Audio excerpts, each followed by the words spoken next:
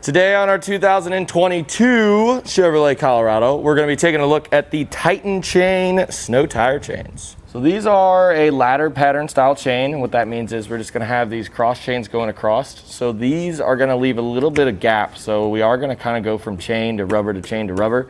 These aren't going to be the smoothest of all the chains that you have, but when it comes to ladder rack or ladder pattern style chains, this is going to be fairly smooth because we do have the twist links. It's not going to be as aggressive as the V-bar style chains because those are extremely aggressive. Those are going to be for off-road and on-road. These are going to be only for on-road, and make sure that you're not going to go over 30 miles an hour because they do have a speed rating. So you just want to make sure and do all of that. One thing I like about these is the cam tensioners. So these are really going to take a lot of that slack out, and you have a little tool that goes with it that goes in there, which you have plenty of leverage to be able to get those cams on there. So it's gonna be nice and tight. And another thing that I really noticed, we have one little section right here that's kind of close, but if you position them right, we're not gonna really have any contact with our wheels.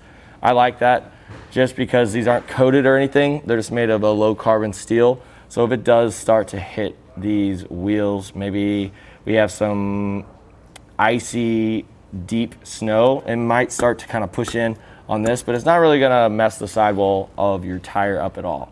If I were to recommend another chain, it would just be the chains that aren't ladder pattern style, because these you have to get down on the ground and make that connection in the back. If you prepare for it in your garage, obviously we're not going to have to get down in the snow, but odds are a lot of the times you're just stuck, and that's why you put chains on. So with this, you're gonna have to kind of get down and get a little wet whenever you install these. So we do have other ones that are just gonna have a connection in the back, the Kona self-tensioning tire chains.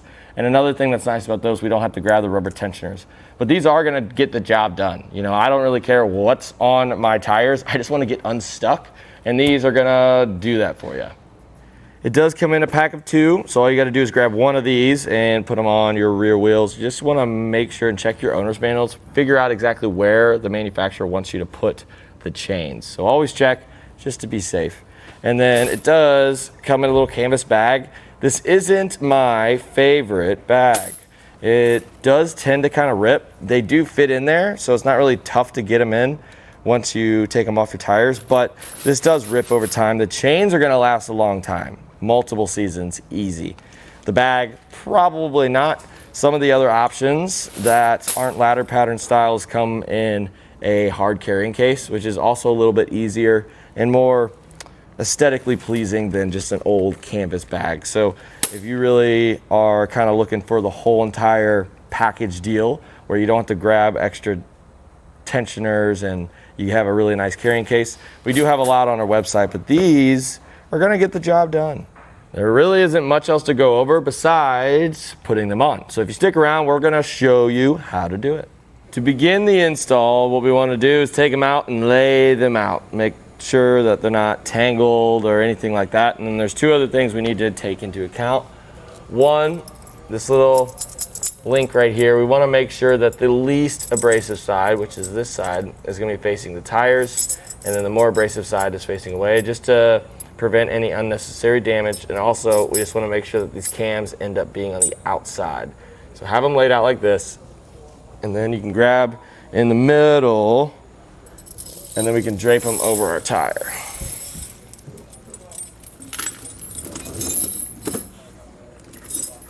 Make sure they're nice and even, both right and left, and we don't want them way over the tire or wheel like this. We want to make sure they're nice and even front to back as well.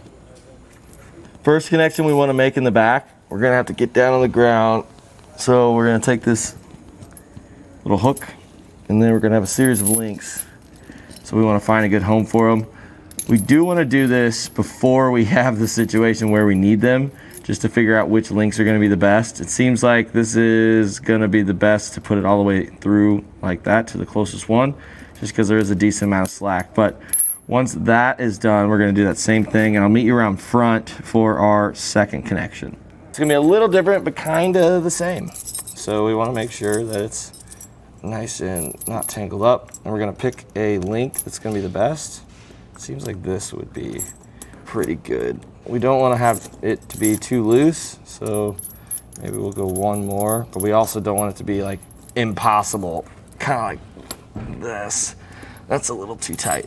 So we'll go back, and this is all stuff you want to figure out in your garage first. And then there's a little lonely link.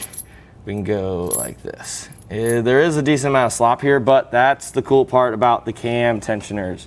So I usually start with the one up top. We have a tool that comes with our kit. With this, all we gotta do is rotate this around. It seems like we're probably gonna have to do all of them for this.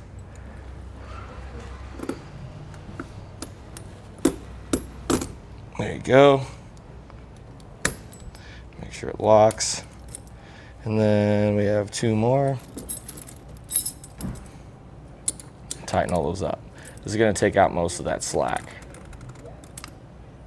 And for the last cam, this should take out pretty much all of our tension, but there's still gonna be a little bit of slack.